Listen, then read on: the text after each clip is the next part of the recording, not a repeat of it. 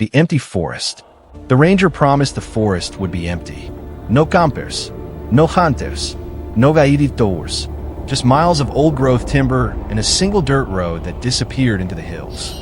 Perfect. I needed the silence. I needed to prove that being completely alone didn't terrify me anymore.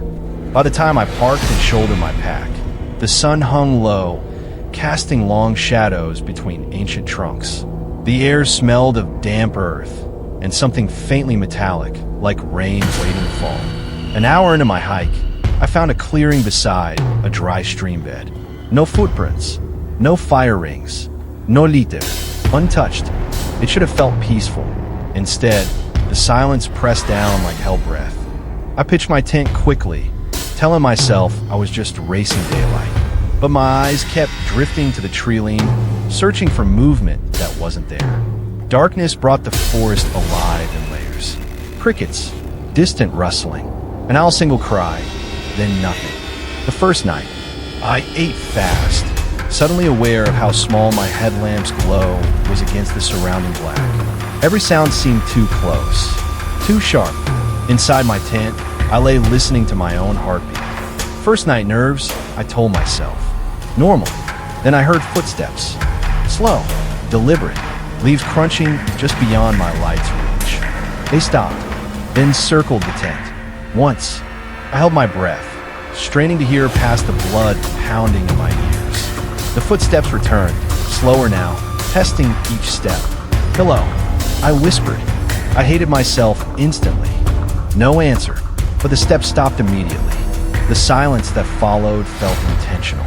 Like a response, my phone showed 1:17 a.m. No signal, just my pale reflection staring back. Deer, I thought. Raccoons. That explanation held until something touched the tent wall. Not a bump, not an accidental brush. Fingers. They traced slowly across the fabric, corner to corner. The sound was almost gentle, almost polite. Somehow, that made it worse. I couldn't move. Then came the voice. Low, close, calm. You shouldn't be here. Not threatening. Conversational, like a warning delivered too late. The words repeated, farther away now, circling again. I waited for laughter, for retreating footsteps, for any sign of a prank. Nothing. The forest sounds vanished all at once. Crickets, wind, everything like someone had flipped a switch. Only my breathing remained. Dawn. I don't remember falling asleep. Exhaustion simply took me. Morning light woke me, drenched in sweat. The woods had returned to normal. Birds, breeze, ordinary, but carved into the dirt around my tent were barefoot prints. Perfectly spaced, a slow, deliberate circle, pressed deep into the soil. They led nowhere. The ring simply ended, as if erased by invisible hands. I should have stopped. Logic demanded it, but fear does strange things. Part of me needed a rational explanation, something I could name and dismiss. So weeks later, I tried again. Different forest, different state, same purpose. So weeks later, I tried again. Different forest, different state, same purpose.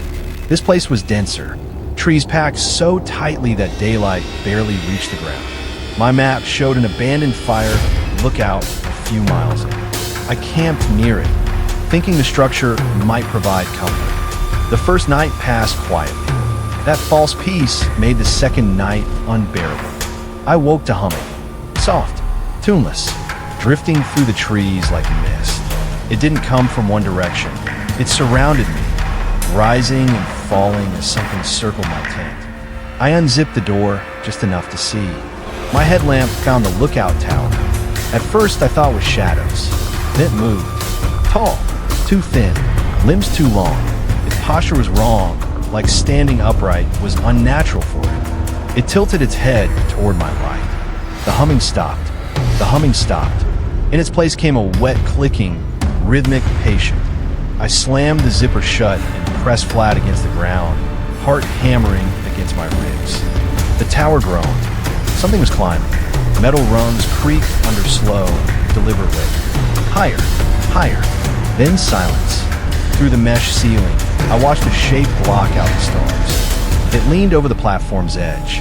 I couldn't see a face, but I felt its attention settle on me like a weight on my chest. Running, I fled at first light. Nobody act fast. No preocupe paquim. I stuffed everything into my bag and ran, refusing to look back. Nobody act fast. No preocupe paquim. I stuffed everything into my bag and ran, refusing to look back.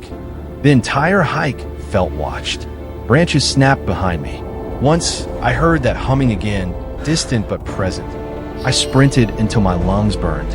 At my car, I locked the doors and sobbed, swearing I was done with solo camping forever.